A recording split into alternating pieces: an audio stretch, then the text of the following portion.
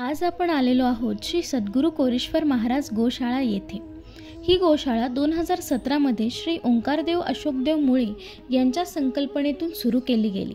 सुरुवातीला 2017 मध्ये एका गोमातेपासून सुरू झालेला हा प्रकल्प आता मोठा झाला आहे।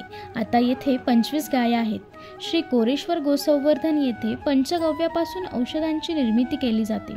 सर्दीपासून ते कॅन्सरपर्यंतच्या मोठ्या आजारांवर देखील हे गोमूत्र अर्काचे औषध प्रभावी आहे। श्री ओंकारदेव अशोकदेव मुळे हे या गोमातेंच्या सतत सेवेत असतात। तसेच गोमातेंच्या गोमूत्र अर्कापासून विविध औषधांची निर्मिती करतात।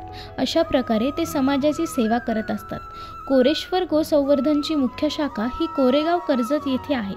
तर आत्ताच त्यांनी पुणे, अहमदनगर, सोलापूर या भागात देखील शाखा सुरू केल्या आहेत। श्री सद्गुरू कोरेश्वर महाराज गोशाळेबद्दल नवनवीन माहिती मिळवण्यासाठी कोरेश्वर गोसंवर्धन या इंस्टाग्राम पेजला फॉलो करा आणि यूट्यूबला देखील सबस्क्राईब करा। थँक्यू।